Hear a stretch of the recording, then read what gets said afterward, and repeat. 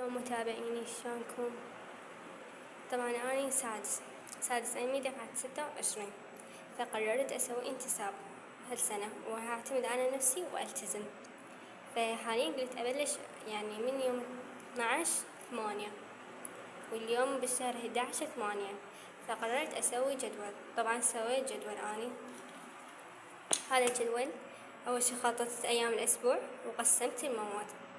مثلا هسه هنا الأحد كيمياء ورياضيات إنجليزي أدب، مخلية مادتين فهم ومادتين حفظ. مثلا هسه كيمياء فهم، رياضيات فهم، إنجليزي حفظ، أدب حفظ. الاثنين فيزياء أحياء عربي إسلامية. فيزياء فهم، الأحياء هم فهم بس هم ينراد لحفظ. عربي فهم بس إنها أكو عندنا قاعدة أكو إعراب ملاحظة لازم نحفظها، بس هم فهم. إسلامي حفظ، فيعني قسمت مادتين حفظ ومادتين فهم، وقسمتهم مثلا الأحد 4 مواد والاثنين 4 مواد، وراح أرجع أكرر بهن على طول الأسبوع. ما عدا الجمعة راح أسويها مراجعة شاملة على طول الأسبوع. يعني من الأحد للسبت اللي أي موضوع قرأته أي يوم قرأته راح أراجعه يوم الجمعة. وطبعا كل مادة أقراها أو أي موضوع أقرأه من أي مادة راح أمتحنها وراها امتحان مباشرة، أضبط المادة. لأنه قلت ما دام راح أسوي انتساب فلازم من هذا الشهر أبلش أدرس هالمود ألحق وين المدرسة وألحق على نفسي أصلا.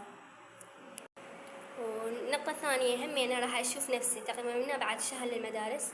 هم أشوف نفسي إذا التزمت أوكي سوي انتساب، بس إذا ما التزمت لا راح أزدوم بالمدرسة مالتي. بس هسه حاليا أشوف إذا ألتزم أوكي، بس إذا ما التزم راح أضطر أرجع لمدرستي أداوم. الطالب اللي يلتزم خليه يسوي انتساب بس يكون يلتزم من صدق. فأنا هسه أدري نفسي راح ألتزم راح أمتحن نفسي، فلهذا أنا سويت جدول راح ألتزم عليه وراح أقرأ المواد أصلا من البداية. راح أضبط المواد وكل موضوع راح أضبطه وراح أسوي زيارات وأسوي امتحان به، بحيث إنه قاعدة أنا أدرس للمدرسة مو بالبيت أصلا. بس إذا طالب يحس نفسه ما يلتزم أو غير شي فليش يسوي انتساب أصلا أبدا. بس الطالب اللي يحس نفسه يلتزم مثلا هسه باكر جيت بالشهر بالله اليوم 11 وباكر 12، باكر صادف ثلاثاء. الثلاثاء شنو عندنا باكر؟ كيمياء ورياضيات وإنجليزي وأدب. مثلا كيمياء ما راح أقرأ محاضرة واحدة ولا أقرأ محاضرتين، حسب الموضوع. مثلا أكمل موضوع، إذا شفت موضوع قصير أكمله، إذا شفت موضوع طويل راح أقسمه قسمين، بس شنو بشرط أفهمه. رياضيات كذلك، إنجليزي نكمل موضوع قواعد كامل هو وزيادياته. الأدب هم كذلك نكمل، ما نكمل موضوع كامل أو نص الموضوع، لأن الوحدة الأولى بها هواية مواضيع مقسمة. طبعا هسه حاطيكم اسماء المدرسين اللي راح اعتمد عليهم، وخوش مدرسين ونسبة لي مدرسين خوش، بس انا اللي افهم عليهم يعني بسويهم افهم عليهم. مثلا هسه عندنا رياضيات حيدر عبد الأمير،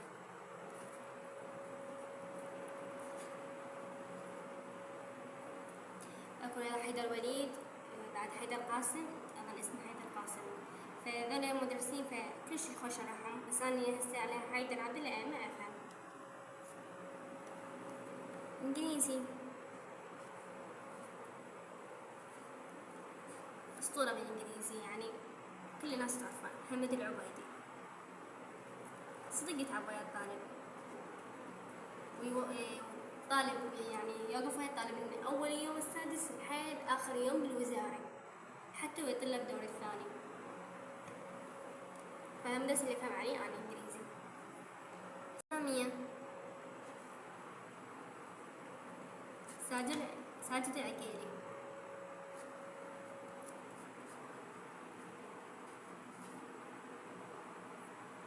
محمد الجنائي همينه، بس هسه أنا قاعدة أفهم على ساجد العقيلي. عربي رافل الزبيدي، شرحها أسطورة صدق، كلش أفهم على شرح يخبل يتجنن. طبعا ما عليكم بالخط فقاعد أكتب يعني مو بتركيز. عربي رافل الزبيدي. هسه صار عندنا رياضيات وإنجليزي وإسلامية وعربي. كيمياء نور الدين كلش يفهم ويشرح بالتفصيل، كلش بالتفصيل، ويوصل الفكرة للطالب كلش. أما الفيزياء، عمالقة الفيزياء محمد حسين، أستاذ محمد حسين. شرحه يجنن ويفهمك الفيزياء كلش يفهم الفيزياء، بحيث يعني يسوي المستحيل على مود يوصل فكرة للطالب. أما الأحياء على أستاذ حسن فلاح. أكو ماهر نايف وسالم منصور، بس أنا حاليا قاعدة أفهم على حسن فلاح. حسن فلاح كلش شرحه حلو ويجنن، بعد أنا أفهم عالي. أما درست على سالم منصور أبد ما فهمت عالي، بس الأحياء مال حسن فلاح كلش فهمت عليه وشرحه يجنن وخبل. هسه أنا هذول المدرسين اللي أدرس عليهم. رياضيات حيدر عبد الأئمة، إنجليزي محمد العبيدي، إسلامية ساجد العقيلي، عربي رفع الزبيدي، كيمياء نور الدين، فيزياء محمد حسين محمد لا محمد حسين، والله ما نسيت اسمه، محمد حسين محمد.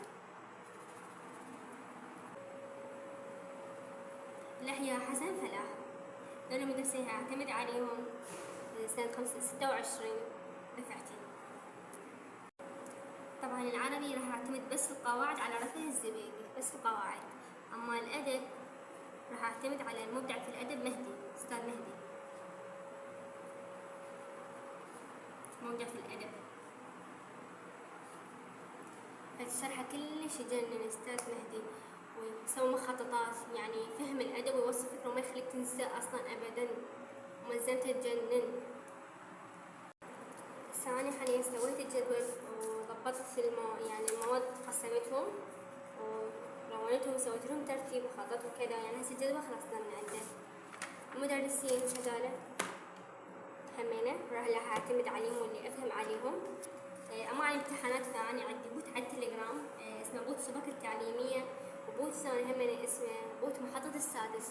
دول الاثنين بيهم امتحانات يومية، يعني مع كل موضوع أكو حاطين أسئلة امتحان، وأكو امتحان تراكمي وامتحان شهر امتحانات نصف السنة وامتحان لكل المادة، فيعني أي موضوع كله راح أقبل أمتحن به. هسه هذا المدرسين وهذا الجدول راح أعتمد عليهم لأسوي تسارع. راح أبلش إن شاء الله من يوم 12/8، بلش من 12/8 لحد ما ينشرون الجدول إنه نمتحن في امتحان الفصل الأول مال طلاب الانتساب، تقريبا جزء 10/12 أو 15/12 نمتحن. من هنا متابعين وصلنا لنهاية الفيديو، وكتبوا لنا شنو حابين أزيكم فيديو جاي. باي باي، مع السلامة.